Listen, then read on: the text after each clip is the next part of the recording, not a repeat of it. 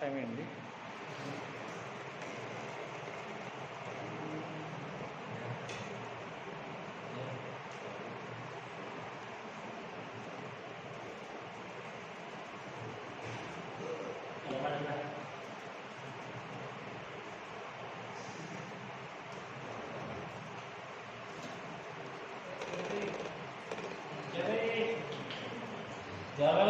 సమాధానం చూద్దాం, తెలుసుకుందాం. నీవు ఎలా జీవిస్తున్నావు అనే ప్రశ్నకు సమాధానం మనము తెలుసుకుందాం. మత్తయి సువార్త 6వ అధ్యాయము 5వ వచనము. మత్తయి సువార్త 6వ అధ్యాయము 5వ వచనము. మరియు మీరు ప్రార్థన చేయనప్పుడు వేషధారుల వలె ఉండవద్దు, మనుషులకు కనబడవద్దని సమాజ మందిరములలోను వీధుల మూలలోను నిలిచి ప్రార్థన చేయుట వారికి ఇష్టము. వారు తమ ఫలము పొంది ఉన్నారని నిశ్చయంగా మీతో చెప్పుచున్నాను. హల్లెలూయా, హల్లెలూయా. ప్రియ దేవుని బిడ్డలారా, యేసుక్రీస్తును అంగీకరించిన నీవు ఎలా జీవిస్తున్నావు? యేసుక్రీస్తును అంగీకరించిన నీవు ఎలాగా జీవిస్తున్నావు? అసలు మన దేవునికి మన యేసయ్య క్రీస్తుకు ఇష్ట ప్రకారంగా నువ్వు జీవించడానికి ఇష్టపడుతున్నావా? అసలు మన దేవునికి ఇష్ట ప్రకారం నువ్వు జీవించాలనేటువంటి తపన కానీ ఆలోచన కానీ నిశ్చయత కానీ కలిగి ఉన్నావా? లేక వేషధాలు కలిగి ఉన్నావా? హల్లెలూయా, హల్లెలూయా. ఒకసారి మనకు మనముగా పరీక్షించుకుంటూ ఉండాలి. హల్లెలూయా. ఎందుకంటే వేషధారులు దేవుని రాకడలో ఎత్తబడరు కాబట్టి. వేషధారులు దేవునికి రాకడలో ఎత్తబడరు కాబట్టి. హల్లెలూయా. మరి నీవు రాకడలో ఎత్తబడాలంటే ఏం చేయాలంటారు? నీవు రాకడలో ఎత్తబడాలి అంటే కనుక ఏం చేయాలంటారు? నీకు నువ్వుగా నీవు పరీక్షించుకోవాలి, ఆత్మ పరిశీలన చేసుకుంటూ ఉండాలి. ఈ విషయాలు ప్రతి ఒక్క విశ్వాసకి ఇది ప్రాముఖ్యమైన విషయాలు. హల్లెలూయా. మనకు మనముగా స్వపరీక్ష చేసుకుంటూ ఉండాలి, ఆత్మ పరిశీలన చేసుకుంటూ ఉండాలి. హల్లెలూయా, హల్లెలూయా. ఒకవేళ నీకు నువ్వుగా అంటే నిన్ను నీకే పరీక్షించుకోకపోతే కనుక నీవు కూడా వేషధారంలో ఆ లెక్కలో ఉన్నట్లెక్కే. హల్లెలూయా. అంటే నిన్ను నీవు పరీక్షించుకోకపోతే నీవు వేషధారులు క్రీస్తులో ఉన్నప్పుడు ఉన్నట్లెక్క. హల్లెలూయా. నీలో వేషధారణ ఉంటే కనుక నీ భక్తి కూడా వేషధారణగానే ఉంటది. ఎలా ఉంటుందండి? ఒకవేళ అనుకోకుండా ఎవరైనా వేషధారణగా ఉన్నారు అంటే కనుక వారిలో కూడా భక్తి అనేది అది కూడా వేషధారణగానే ఉంటది. హల్లెలూయా, హల్లెలూయా. వారిలో అటువంటి విధముగా వారి భక్తులు ఆ విధంగా వేషధారణ భక్తిగా మారిపోతూ ఉంటది. హల్లెలూయా. ఎందుకంటే వారు వేషధారులు కాబట్టి వారి భక్తి వారి భయం కూడా అన్ని కూడా వేషధారుగా అంతా మారిపోతూ ఉంటది. హల్లెలూయా. యేసయ్య యొక్క రాకడైనటువంటి సమయం దగ్గర పడుతూ ఉన్నది. దానికి సాదృశ్యంగా మనకి అన్ని కూడా బయట ప్రపంచంలో లోకంలో మనం అన్ని కూడా చూస్తూ ఉన్నాం. హల్లెలూయా. మునుపెన్నడూ కూడా మనకు లేనిటువంటిది ఒక కొత్త వైరస్ నాకు పుట్టుకొచ్చింది. అసలు ఇన్ని వందల వేల సంవత్సరాల వెనక్కి వెళ్ళినా సరే ఎవరు కూడా వెళ్ళలేదు, ఎవరు కూడా దాన్ని చూడలేదు, దాన్ని కూడా వారు అనుభవించలేదు. దాని యొక్క తీవ్రతగా దాని ప్రభావంగా మనం అందరం చూస్తూ ఉన్నాం. సమాజంలో ఎలాగ ఉంటుందో మనకి ఈ మధ్యకాలంలోనే మనం చూస్తూ ఉన్నాం. అధికంగా వర్షాలన్నీ కూడా ఎక్కువగా వస్తూ ఉన్నాయి. ఆఖరికి చైనా దేశం కూడా పూర్తిగా వాతాపాలైపోతూ ఉన్నది. ఎక్కువగా ఫ్లడ్స్ తోటి ఎక్కువైపోతూ ఉన్నది. హల్లెలూయా. మనకి గుర్తుంచుకోవాల్సిన విషయం, కొత్త కొత్త వైరస్ అన్ని వస్తున్నాయి. జికా వైరస్, ఆ virus, alpha, beta, gamma, delta ఇలాగా డెల్టా ప్లస్ ఇలా కొత్త కొత్త వైరస్ అన్ని కొత్త కొత్తగా అన్ని వ్యాధులు జబ్బులన్నీ కూడా బయటపడుతూ ఉన్నాయి, వస్తూ ఉన్నాయి.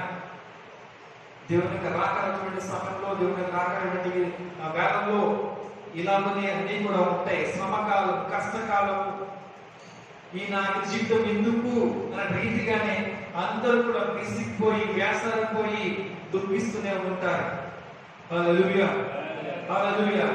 కనుక వేషధారణ అనేది ఏ ఒక్కరు కూడా ఉండకుండా చూసుకుంటూ ఉండాలి. హల్లెలూయా. ఒకవేళ వేషంలో ఉంటే కనుక దానిలో మనమందరం కూడా బయటికి రావాలి. హల్లెలూయా. అసలు వేషధారులు అనగా దాని గురించి కొన్ని విషయాలు తెలుసుకున్నాం. వేషధారులు అంటే ఎలాగా చెప్పగలరండి, అసలు ఎవరు మన వేషధారులు మనం అనగలరు అని అంటే కనుక అసలు వేషధారులు అనగా ఉదయం నుండి సాయంత్రం వరకు వారికి ఇష్టం వచ్చినట్లుగా నడుచుకుంటూనే ఉంటారు. వారికి ఇష్టం వచ్చినట్లుగా అంటే వారికి ఇష్టమైన ప్రీతిగా వారు కూడా నడుచుకునే చూస్తూ ఉంటారు. వారికి ఇష్టమైన పని చేస్తూనే ఉంటారు.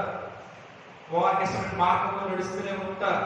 వారికి ఇష్టమైన ఆహారం తింటూనే ఉంటారు. వారికి ఇష్టమైన పనులు, టీవీ ప్రోగ్రామ్స్ అవ్వచ్చు, సినిమాలు అవ్వచ్చు, పాటలు అవ్వచ్చు, ఇలాగా ప్రతిదీ కూడా వారు ఉదయం నుంచి సాయంకాలం వరకు వారికి ఇష్టమైన రీతిగానే వారందరూ కూడా నడుచుకొని లాస్ట్ కి రాత్రి వేళ ఏమవుతారు, రాత్రి ఎప్పుడు చేస్తారు, ప్రార్థన టైం చేసుకునేప్పటికి యేసయ్యా మా దేవ మా ప్రభువా, నేను ఈ దినమున ఈ తప్పులు పాపం చేశాను ప్రభువా అంటూ అప్పుడు దేవుని మొరపెడతారు. హల్లెలూయా. రెండవదిగా చూసుకుంటే కనుక మనుషుల దగ్గర ఘనత కోసం వారు ఎన్నో అబద్ధాలు, ఎన్నో వేషాలు వేస్తూ కూడా ఉంటారు. మనుషుల దగ్గర వారు ఘనత పొందాలనేటువంటి ఆలోచన, వారికి తాపత్రయము. ఈ మనుషుల ఘనత దేనికోసం ఉంటుంది, ఎంతగానో ఉంటుంది. ముందు ఒకలాగా వెనకలాగా పిలుస్తుంటారు, అలా అనుకుంటూ కూడా ఉంటారు. మరి అటువంటిది మనుషుల దగ్గర ఘనత పొందాలని ఎందుకు అనుకుంటూ ఉంటారో ఈ మనుషులు నాకు తెలియదు కానీ వారి ఘనత మనుషుల దగ్గర ఘనత పొందాలని దానికోసం ఎంత దూరమైనా వెళ్తూ ఉంటారు. ఎంత దేనికోసమే వారు ప్రాంతాలు అవుతూనే ఉంటారు. ఎటువంటి అబద్ధాలైన వారు ఆటలాడుతూనే చెప్తూనే ఉంటారు. హల్లెలూయా. మూడవదిగా దేవుడు అంటే అసలు కొంచెం కూడా భయం లేకుండా ఉంటారు. దేవుడు అంటే అసలు కొంచెం కూడా వారి పాటలో భయం లేకుండా వారు ఉంటారు. హల్లెలూయా. నాలుగవదిగా వారి భక్తి అంతా నటన. వారి భక్తి అంతా ఎలా ఉంటుంది, నటనగా ఉంటుంది. ఎందుకంటే వారి జీవితమే నటనా జీవితం కాబట్టి.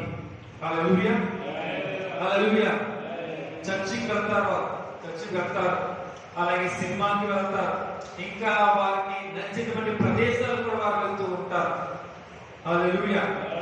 వారు వాక్యం వింటారు కానీ వాక్యానుసారంగా ఏ ఒక్కరు కూడా నడుచుకోవడానికి, జీవించడానికి ఇష్టపడరు.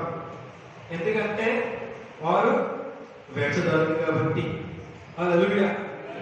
ఎన్నో వాక్యాలు టీవీలో చూస్తూ ఉండొచ్చు, ఎన్నో వాక్యాలు ఆదివారం కాలంలో దేవుని స్థుతిలో వింటూ ఉండొచ్చు.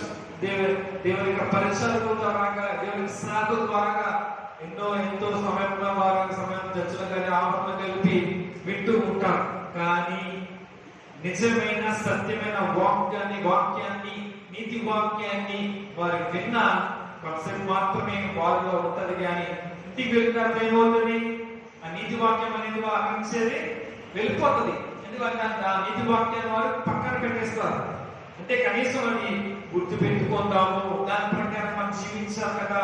దేవుని సత్యమైన వాక్కు, నిత్యమైన వాక్కు, జీవమైన దేవుని మాటలవి, జీవాత్మక మన దేవుడు ఉన్నారు కదా అని కనీసము ఈ విషయంగా ఇలాగో కనీసం ఎవరు కూడా ఆలోచించకుండా ఉంటూ ఉంటారు వేషధారులు. హల్లెలూయా, హల్లెలూయా.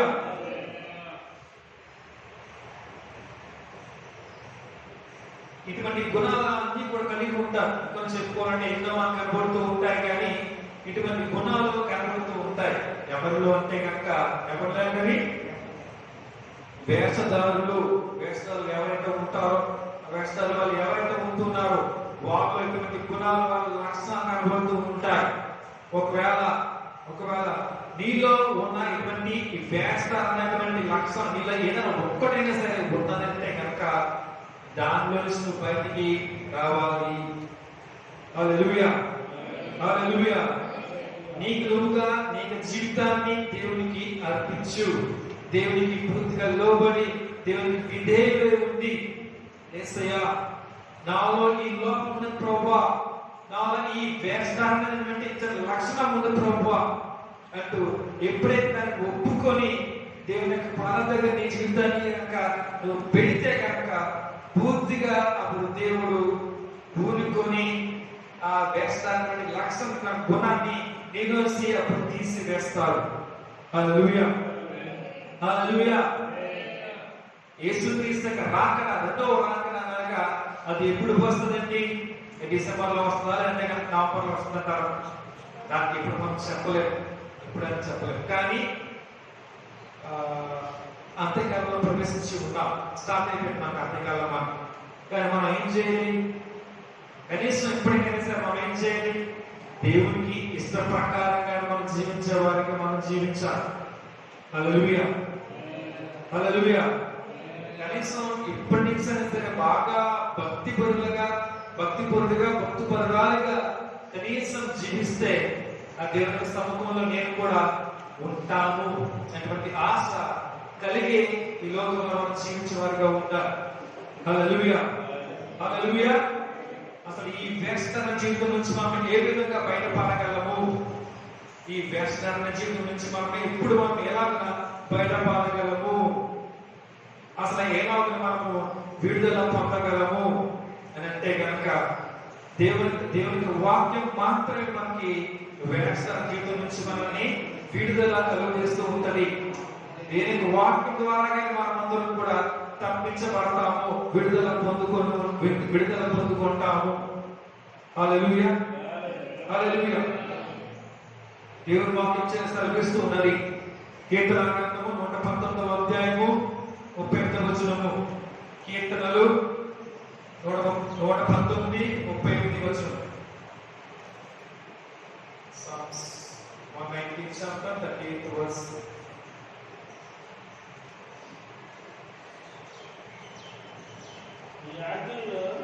నీవిచ్చిన వాక్యము 516 పేజీ. నీవిచ్చిన వాక్యము మనుషులలో నీ భయమును పుట్టించున్నది. చూసారండి ఇక్కడ దేవుడు మనకి వాక్యం ద్వారా మనకి ఏమవుతుందంట? మనుషులలో అంటే మనలోని భయం అనేది పుట్టిస్తూ ఉంటారంట. ఈ వాక్యము అంటే దేవుడి యొక్క మాటల ద్వారా మనలో ఏముంటుందంటే ఏమొస్తుందంట? భయం అనేది వస్తూ ఉంటుందంట. హల్లెలూయా, హల్లెలూయా. నీ సేవకునికి దాన్ని స్థిరపరచుము, నీ సేవకునికి దాన్ని స్థిరపరచుము. అసలు భక్తి చేస్తున్నామా మనము? దేవుని భయం ఉన్నదా? భక్తి ఉన్నదా? దేవుని భక్తులు కలిగి ఉండాలి పదాలు మనం వాడుతూ ఉంటాం. ఈ భయభక్తులు అనే పదం చూసుకుంటే కనుక దాంట్లో మనకు 2 పదాలకు మనం వివరించవచ్చు, సెపరేషన్ చేసుకోవచ్చు. భయము, భక్తి 2 పదాలు కలిపితేనే భయభక్తులు అనే పదం మనకి ఒక సింగిల్ వర్డ్ గా మనం చెప్తూ ఉంటాం. దేవుడు అంటే మనకి ఏముండాలి? భయం ఉండాలి, భక్తి కూడా ఉండాలి. అసలు దేవుడిని మనము భయం కలిగి ఉంటున్నామా? భయం ఉంటే కనుక ఖచ్చితంగా కంపల్సరిగా ప్రతి ఒక్కరిప్పుడు భక్తి అనేది ఉంటది, కనబడుతుంది. ప్రస్తుత కాలంలో ఆ భక్తులు ఎవరైతే నేను భక్తిపరుడుగా ఉంటున్నాను, నేను భక్తిపరురాలని అని చెప్పుకుంటూ ఉన్నారో, ఆ విధంగా మనకు కనబడుతూ ఉన్నారో వారిలో భయం లోపించినది. హల్లెలూయా, హల్లెలూయా. వారిలో భయం అనేది చాలా కనబడలేదు, చాలా తక్కువైపోయింది. నేటి కాలంలో గమనించి చూసుకుంటే కనుక భక్తి ఏదో మాత్రం భయపై కనుక భక్తి పనులు కనపడుతున్నారు, కానీ అసలు దేవునికి భయమే కనపడడం లేదు. హల్లెలూయా, హల్లెలూయా. భయం లేని భక్తి ఎంతైనా సరే నీకు వ్యర్థమే, కానీ ఇది కూడా నేను అక్కడ కూడా తీసుకెళ్దామని. భయం లేని భక్తి ఎంతైనా సరే వ్యర్థమే. హల్లెలూయా. మనకి దృష్టిలో ఎలా ఉంటుందంటే భక్తి చేయడం అంటే మన దృష్టిలో ఎలా ఉంటుందంటే ఆదివారం ఆరాధనగాను మనకి తోసి కానుకలు 100 ఎంతో మంది కానుక అవ్వచ్చు, కానుక సమర్పించడం అవ్వచ్చు, బైబిల్ పఠనం జరగడం అవ్వచ్చు, గణవసలు వేసుకుంటారు, గోడలు దేవునికి వాక్యాన్ని కూడా పెడుతూ ఉంటారు. వారి గృహాల్లో కూడా మంచి విషయమే. వారి గృహాలు కూడా ఏం పెట్టుకుంటారు, ఈ గృహాధిపతి యేసే అనేటువంటి మాటలు కూడా, దేవుని మాటలు కూడా పెట్టుకుంటూ ఉంటారు. కానీ ఏదైనా సరే తప్పు చేస్తున్నప్పుడు మాత్రం దేవుడు గుర్తుకొస్తున్నారా అనే విషయాన్ని మనం గమనిస్తే అప్పుడు దేవుడు గుర్తున్నారు. ఎందుకంటే వారిలో దేవుని అంటే భయం లేదు కాబట్టి. భక్తి అంటారా ఎక్కడ వరకు ఉన్నది? బయలు బతుకు రావడము, చర్చకు రావడము, వారి ఇంట్లో వాక్యం పెట్టుకోవడము, అలా మాకు కనబడుతూ ఉంటాయి. అంటే సింబాలికల్ అది దేవుడు నేను భక్తుడిని అని చెప్పుకోవడం, చూపించుకోవడం వరకు మాత్రం అక్కడ వరకు మాత్రమే ఉంటుంది. కానీ దేవుడు అంటే నిజమైనటువంటి భయము భక్తి వారిలో కనబడటం లేదు. హల్లెలూయా, హల్లెలూయా. మనం అసలు పరిశుద్ధమైన దేవుడు బిడ్డలమని కానీ మెట్లో నేను క్రాస్ చేసుకున్నాను, సిలువ వేసుకున్నాను, అసలు నా నోటి నుంచి కానీ ఎటువంటి చిన్న తప్పు మాటలు కానీ చెడ్డ మాటలు కానీ రాకూడదు, పలకూడదు, ఉచ్చరించకూడదు అనేటువంటి దృష్టి కానీ ఏ ఒక్కరు కూడా కనబడదు. ఎందుకంటే వారు దేవుని భయం లేకుండా జీవిస్తున్నారు కాబట్టి. హల్లెలూయా.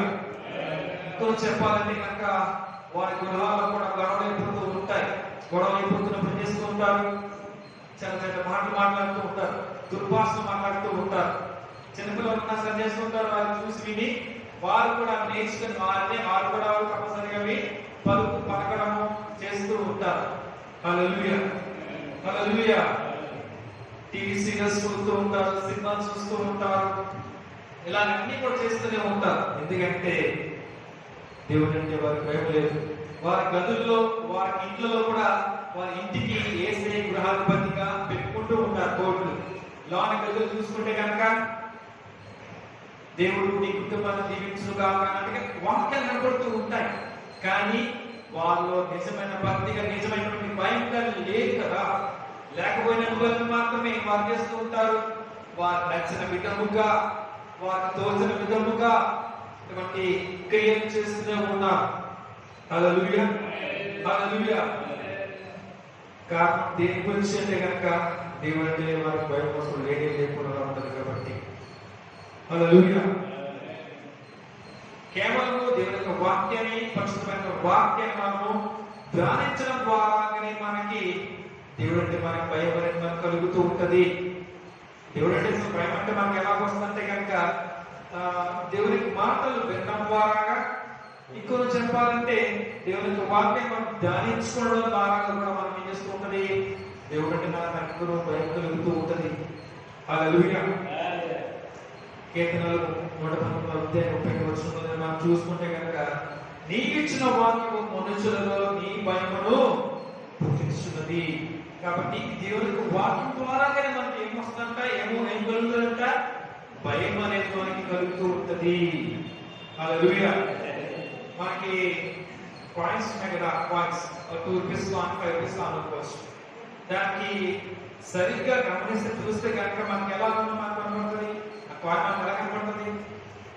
కాయిన్ ఆన్లైన్ కనబడుతుంది అంటారు. దానికి హెడ్ టేల్ ఉంటారు. ఫస్ట్ క్రికెట్ మ్యాచ్ ఆడుతున్నప్పుడు కంపల్సరీగా టాస్ వేస్తారు. కంపల్సరీగా గల్లీ క్రికెట్ అయినా సరే అవ్వచ్చు, ఇంటర్నేషనల్ క్రికెట్ అయినా అవ్వచ్చు. దానికి ఏం చేస్తారు, కంపల్సరీగా ఒక కాయిన్ తీసుకొని దానికి ఇలాగా టాస్ చేస్తారు. హెడ్ టేల్ ఉంటాయి కదా, మనం ఉంటాయి కదా, రెండు ఒకలాగా ఉంటాయి కదా. మన బాడీ మనం డబ్బులు ఉంటే కనుక ఆ కాసులు ఉంటాయి, కాసులు వాటిలో కంపల్సరీ చూస్తే కనుక దాంట్లో పైన రూపం ఉంటుంది, వెనకాల మాత్రము అది ఎంత, దాని విలువ ఎంత అనేది మనకి ఇస్తూ ఉంటారు వెనకాల. హల్లెలూయా, హల్లెలూయా. ఒకవైపు చూస్తే కనుక ఎలా ఉంటుంది అంటే దేవుడు అంటే ఒక రకంగా చూస్తున్నారు. ఎలాగంటే కనుక మన దేవుడు దయామయుడు, కృపామయుడు, కరుణామయుడు, ప్రేమామయుడు. ఈ మాటలే గమనిస్తున్నారు, ఈ మాటలే గుర్తుకు చేసుకుంటూ ఉన్నారు, ఈ మాటలే వారు గుర్తు పెట్టుకుంటూ ఉన్నారు. కానీ మరి అదర్ షేడ్ ఉంది కదా, ఒక వైపు ఉంది అంతే కదా. కాయిన్లో ఒకవైపు చూస్తున్నప్పుడు ఒకవైపు దేవుడు చూసుకుంటే దేవుడు ప్రేమామయుడు, కరుణామయుడు, కృపామయుడు, కనికర సంపన్నుడు, దయాళుడు, దయామయుడు, ఇలాగా ఎన్నైనా సరే మనం చెబుతూ ఉంటాం. కానీ ఒకవైపు మాత్రమే మనం చెబుతూ ఉన్నాం, ఒకవైపు మనం చూస్తున్నంత మనం చెబుతూ ఉన్నాం. మరి మరొక వైపు ఉన్నారు కదా, మరి దాని లెక్కలో ఎవరు వేసుకోవడం లేదు అని అనుకుంటూ ఉన్నారు. మరి ఇంకొక లెక్క అది ఏంటంటే కనుక అగ్నినేత్రుడు, దయించు అగ్ని, న్యాయాధిపతి, యూదా గోత్రపు సింహం. అంటే ఈ విధముగా రెండవ అదర్ సైడ్ దేవుడు మనకి ఏ విధంగా ఉన్నాడు అని ఇంకను తెలుసుకోలేకపోతూ ఉన్నారు. లేదా పర్వాలేదులే, మనల్ని కాదులే, మనకు కాదులే అని అనుకుంటూ విడిచిపెట్టి పక్కన పెడుతున్నారు. నాకు అర్థమవడం లేదు విషయం. హల్లెలూయా. ఒకవేళ ఈ కాలంలో ఎవరినైనా సరే ఆలోచిస్తే కనుక దేవుడిని అసలు మనము ఎదుర్కొనగలమా? మన వల్ల అవుతుంటారా? ఒకవేళ సెకండ్ వైపు చూసుకుంటే కనుక అతనంగా చూస్తే కనుక రోషం కలిగిన దేవుడు, అగ్నినేత్రుడు, మరి ఇవి ఉన్నాయన్నప్పుడు మరి దాని ప్రకారంగా ఆజ్ఞలు మనం ఆలోచిస్తే కనుక అసలు మనం దేవుడిని అప్పుడు ఎదుర్కొనగలమా? దేవుడే ఈ లోకాన్ని చూపించారు కదండి. ఈ సూర్యుడినే మనము అందుకొనగలబోతున్నామా? సూర్యుడిని కలగలుగుతున్నామా? చదువుతూ చాలా మంది వెళ్తున్నారు, స్పేస్ లోకి కొంతమంది వ్యక్తులు కనబడుతున్నారు. ఈ మధ్యకాలంలో అక్కడ వెళ్తూ ఉన్నారు. కోటి పరిస్తే కనుక దానికి డబ్బులు చెల్లిస్తే కనుక తీసుకెళ్లి ఒక కొన్ని నిమిషాలు అవ్వచ్చు, గంట అవ్వచ్చు, తీసుకొచ్చి మళ్ళీ కింద తీసుకుంటారు. హల్లెలూయా. మరి అలాంటిది ఒక సూర్యుడి దగ్గరికి స్థానం దగ్గర మనం వెళ్ళగలుగుతూ ఉన్నామా? సూర్యుడు అంటే కనుక అది ఎలాంటిది? అది కూడా ఎంతో ఎంతో ఎంతో శక్తితో ఉంటుంది. అదేంటది?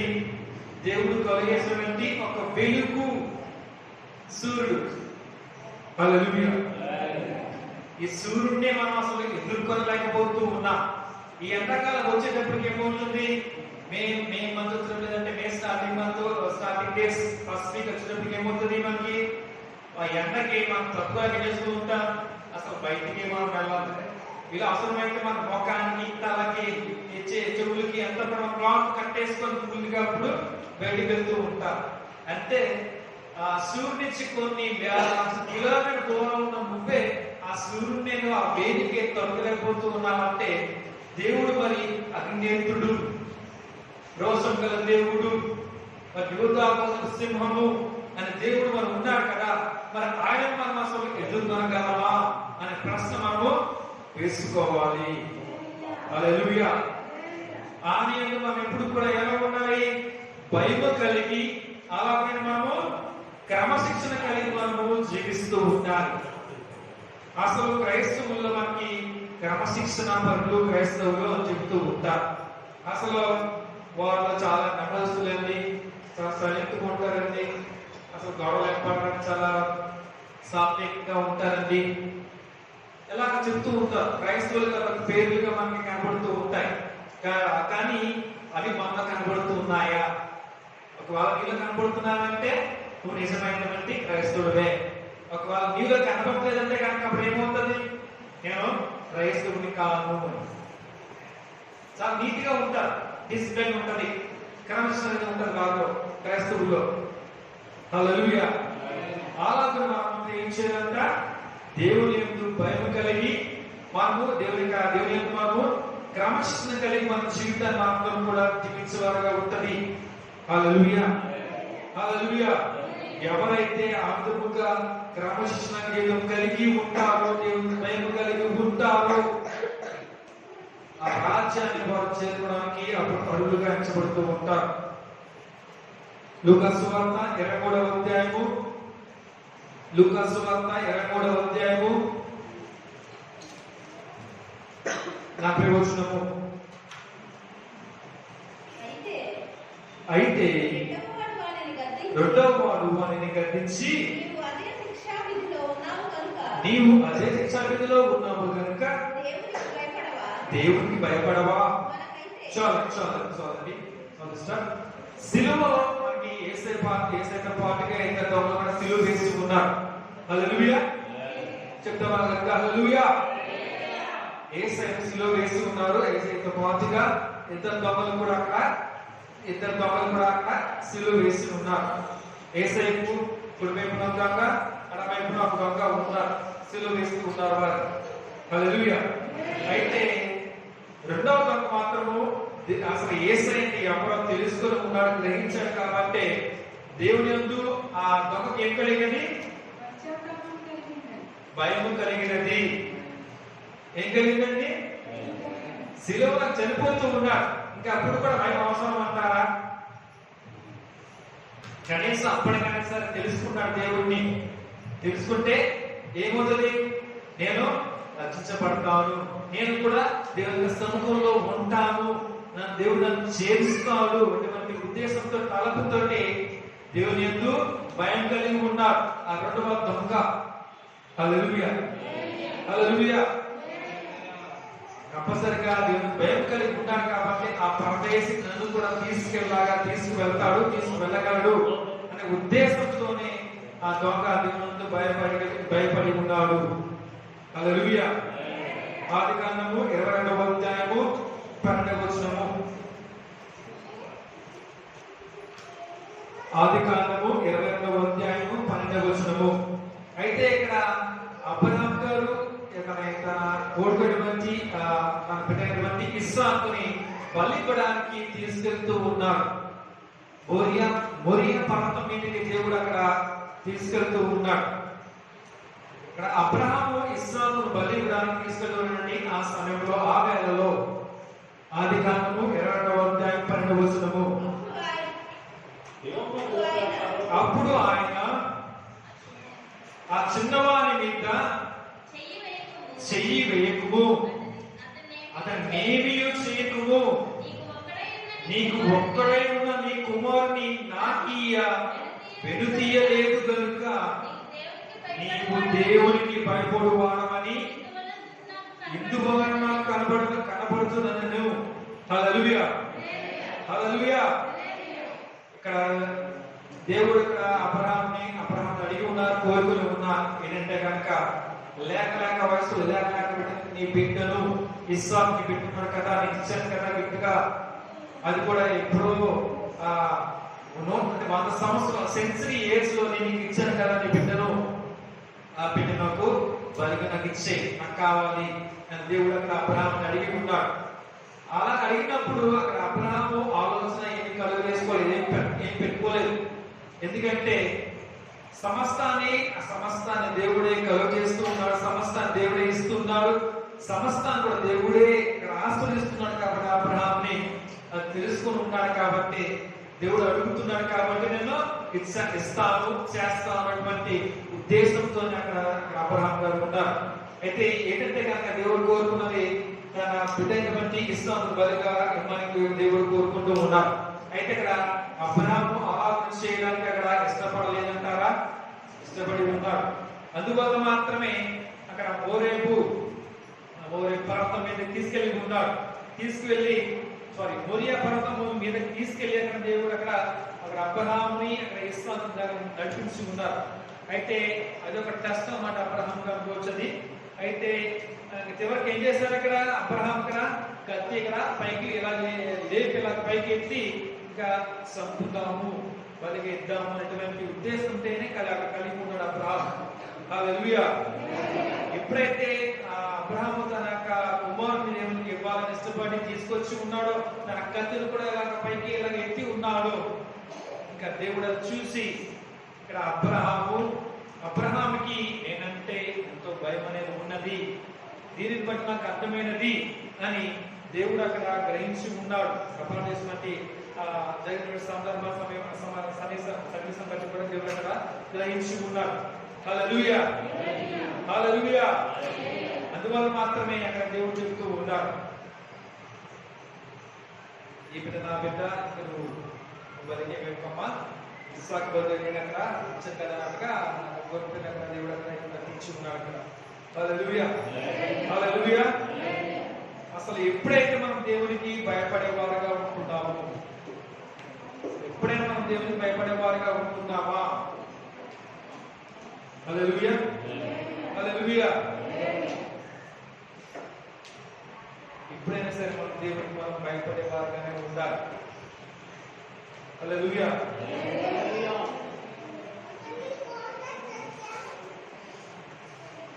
అసలు ఈ భయం అనేది మనకి ఎట్లా కలుగుతుంది అంటే కనుక వాక్యం ధ్యానించడం ద్వారాగానే దేవుని మనము భయం అనేది పెంపొందించుకోగలము. దేవుని మన భయం అనేది అప్పుడు కనబడుతూ ఉంటుంది. హల్లెలూయా, హల్లెలూయా. కాబట్టి నీలో ఉన్నటువంటి ఎటువంటి వ్యక్తమైనటువంటి లక్ష్యమైన గుణమైన ఉన్నదేమో అని మనం ఏం చేయాలంట? పరీక్షించుకొని వాటిని తీసివేయమని దేవుణ్ణి మనము అడగాలి.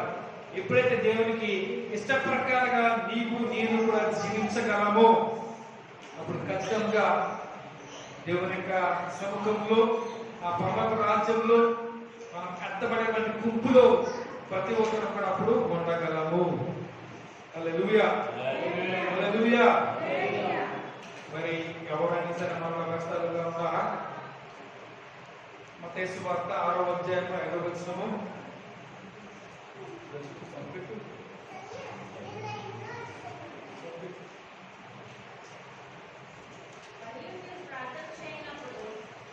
మరియు మీరు ప్రార్థన చేయనప్పుడు వేషధారుల వలె ఉండవద్దు, మనుషులకు కనబడవద్దని సమాజ మందిరములలోను వీధుల మూలలలోను నిలిచి ప్రార్థన చేయట వారికి ఇష్టము.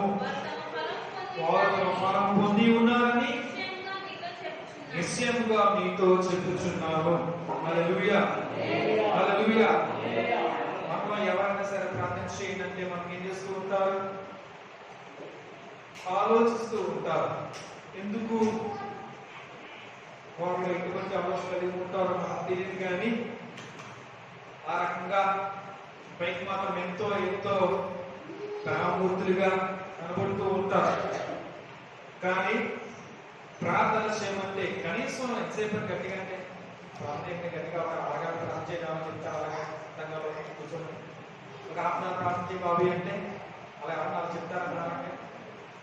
రాజేష్ వచ్చి ప్రార్థన చేస్తారని చెప్తారు. అంతే కదా, ప్రార్థన చేయండి అంటే హారంగా చేస్తుంటారు. భయస్తురాలుగా రావడానికి కనబడుతూ ఉంటారు. చాలా మంది ఇది మన సంఘంలో కాదు, అలాంటి కాదు, కానీ చాలా మటుకు ప్రాంతాల్లో చాలా మంది సంఘాలు కనబడుతూనే ఉంటూ ఉంటారు. హల్లెలూయా. కాబట్టి మనము ప్రార్థన కలిగి ఉంటారు. ప్రార్థన వాళ్ళ చేయమన్నప్పుడు దైవజనులు పాస్టర్ గారు కానీ వాళ్ళ చేయమన్నప్పుడు మనకు వచ్చిన ప్రార్థన సరే అవ్వచ్చు, కనీసం ఒక్క నిమిషం అనేది సరిపోతుంది నిమిషాలు. హల్లెలూయా, హల్లెలూయా. కాబట్టి మనం ఆ విధముగా కలిగి ఉందాం, ప్రార్థన కలిగి ఉందాం. హల్లెలూయా, హల్లెలూయా. కాబట్టి మనము వ్యవస్థల వల్ల కాకుండా దేవుని యొక్క